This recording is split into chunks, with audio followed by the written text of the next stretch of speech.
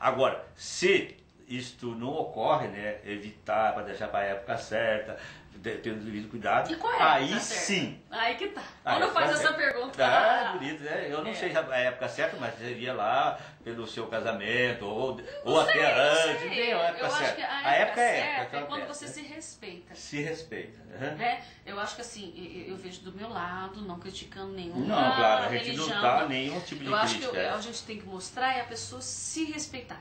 Se ela se respeita e ela acha que ela tem que só ter sua relação após o casamento, maravilha.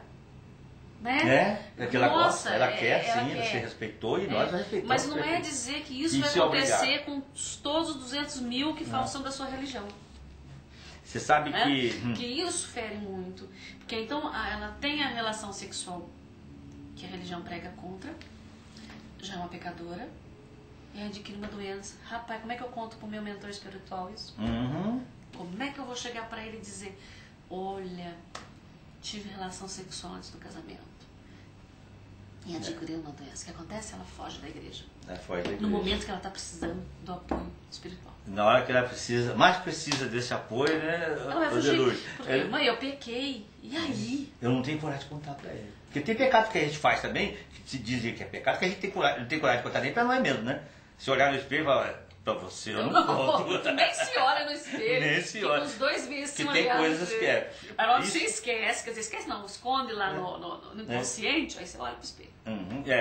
Porque é muito relativo esse lado de pecado mesmo, porque todos nós cometemos certo e errado, né? Mas certo e errado é tão difícil. Eu acho assim, se a gente não sabe pra gente mesmo o que é certo e errado, como é que a gente vai enfiar o dedo no outro e dizer que o outro tá certo ou tá errado? Acho que a gente tem que orientar. Isso não é legal. Você vai fazer, mas ele foi orientado. É ele que tem a responsabilidade. Eu pelo menos orientei. Uhum. Né? Não é tirar das minhas costas, não é isso. Uhum. Mas, olha, isso não é legal. Você pode pegar determinadas doenças. Isso não é legal, porque isso vai para a marginalidade, né? O uso de droga. Isso não é legal. Mostrar o que é certo e o que é errado. O caminho é a pessoa que faz. Porque nós precisamos saber o seguinte, nós falamos para os nossos filhos assim, não pode matar a aula.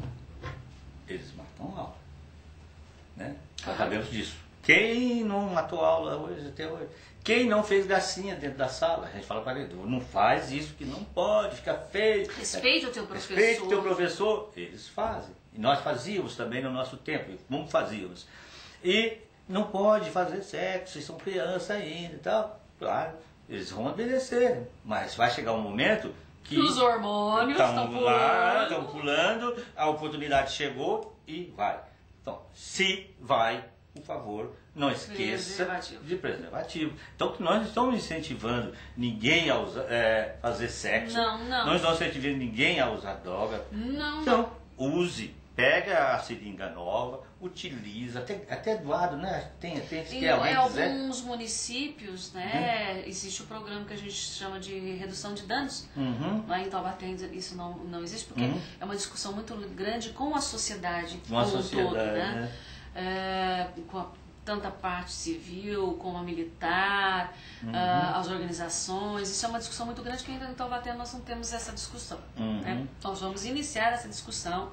Mas em alguns lugares, como Santos, as praias, né?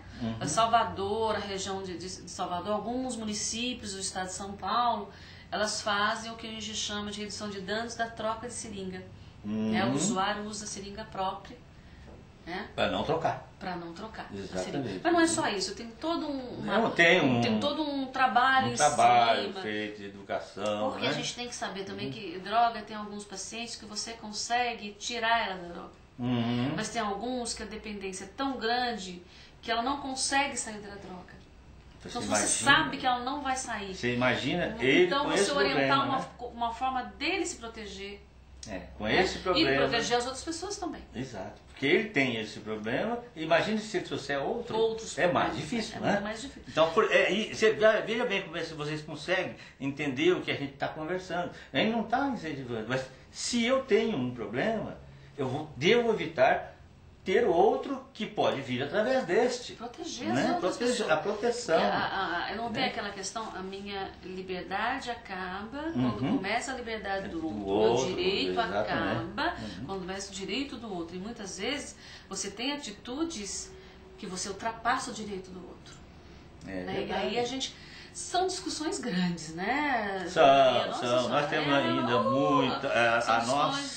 A nossa escola, que eu digo, a escola de vida, né? Ela vem de quantos milênios, né? E nós temos adquirido esses preconceitos, essas coisas, e ainda às vezes, muitas vezes achamos brecha no chamado livro sagrado, que é a Bíblia, né? Que muitos têm como sagrado, o livro Salvador, mas na verdade é um livro de história, né?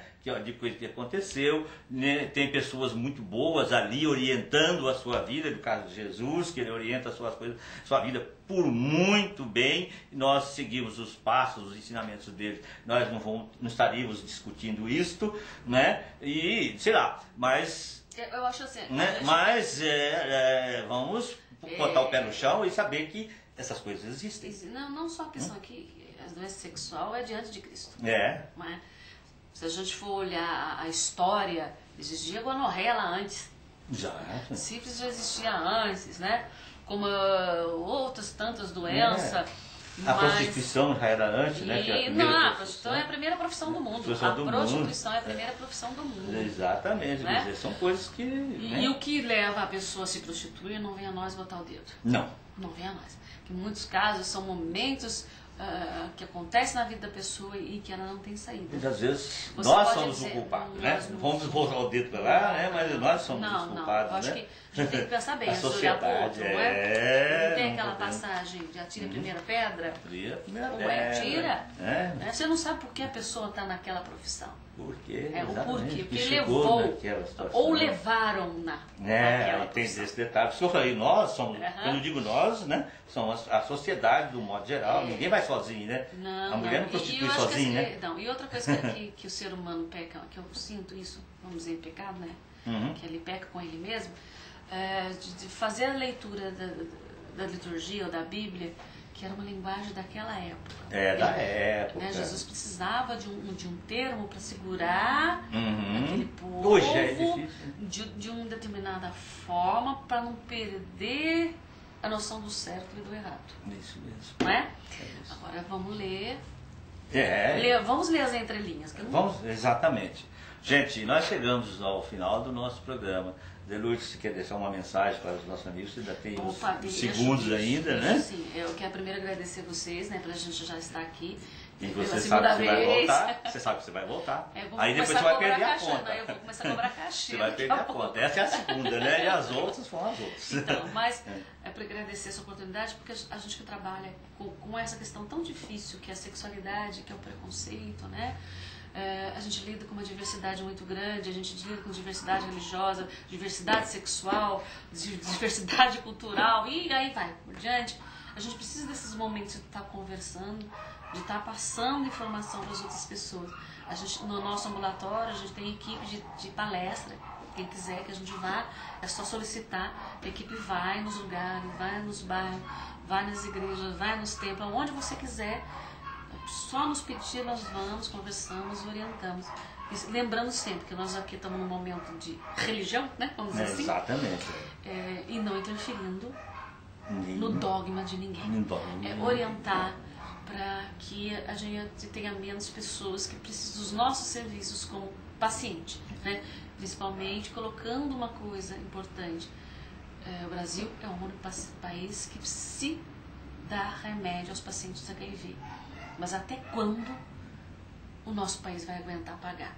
Um paciente por mês nosso, em média, custa R$ 4.075. Então, se eu tenho 1.200 pacientes, imagina quanto que eu gasto isso, então até.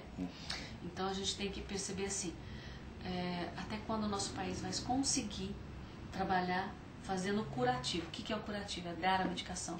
Nós temos que trabalhar a prevenção, para que não se precise passar por tudo que os meus pacientes passam. pelo preconceito, pelo medo, pela dor, pela rejeição do remédio, pelos efeitos colaterais do remédio. Rejeição da família. Rejeição da família, rejeição da comunidade. Então, se a gente vê que isso é tão dolorido, vamos nos prevenir.